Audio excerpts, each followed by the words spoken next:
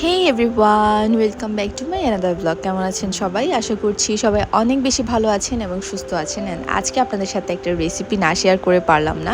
এই রেসিপিটা আপনাদের সাথে শেয়ার করার কোনো প্ল্যানই ছিল না, বাট আসলে অনেক বেশি টেস্ট হয়েছে। আমি জাস্ট ছোট্ট করে আমার ফেসবুক প্রোফাইলের জন্য ভিডিওটা বানাচ্ছিলাম, বাট খাওয়ার পর আমি সত্যি ফিদা হয়ে গিয়েছি।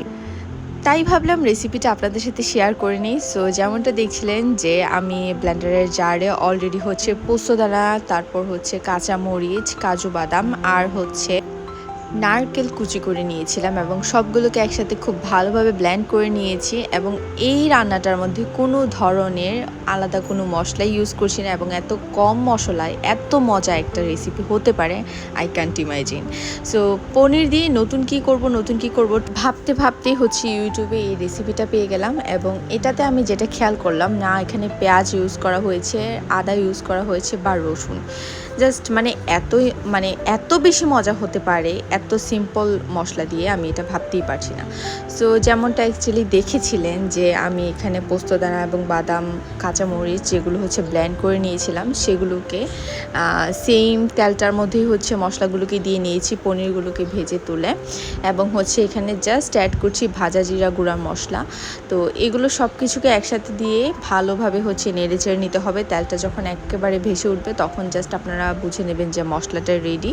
এবং সেই পর্যায়ে ভাজা পনিরগুলো দিয়ে নেবেন এবং আরও বেশ কিছুক্ষণ সময় একেবারে লো ফ্লেমে ভালোভাবে রান্না করে নিতে হবে পনিরগুলোকে মশলার সাথে।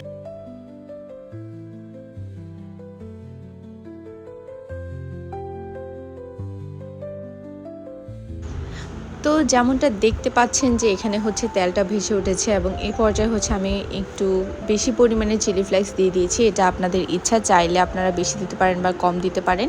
তো আমার যেহেতু ঝাল ঝাল পছন্দ, আমি একটু ঝাল ঝালই দিয়েছি, কিন্তু খাওয়ার পর সত্যি ফিদা হয়ে গিয়েছিলাম। এটা মিষ্টি মিষ্টিও লাগছিল, ঝাল ঝালও লাগছিল, একেবারে অনেকটা রোস্ট ফ্লেভার আসছিল, আবার একেবারে অন্যরকম। আমি কখনো আগে সত্যি এরকম কোনো কিছু ট্রাই করিনি এবং এত কম মশলা এত মজাদার খাবার হতে পারে এটাও আমি ভাবতে পারিনি।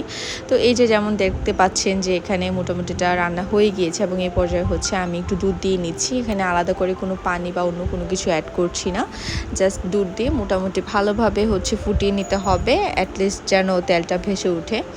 তো জাস্ট তেলটা ভেসে উঠলেই রান্নাটা হয়ে গেল। এত সিম্পল এবং ইজি এবং এত মজাদার একটা রেসিপি আমি সত্যিই ভাবতে পারিনি। অবশ্যই সবাই বাসায় ট্রাই করবেন। কেমন লেগেছে অবশ্যই ট্রাই করে আমাকে কমেন্ট করে জানাবেন। অ্যান্ড আজকের ব্লগটা কেমন লেগেছে অবশ্যই সবাই কমেন্ট করে জানাবেন। যদি আমার চ্যানেলে আজকে নতুন হয়ে থাকেন তাহলে অবশ্যই সাবস্ক্রাইব করে বেল আইকনে প্রেস করে আমার পাশেই থাকবেন। দেখা হচ্ছে নেক্সট ব্লগে। টিল দেন সবাই অনেক ভালো থাকবেন, সুস্থ থাকবেন। আজকের মতো এখানেই, নাও টাটা।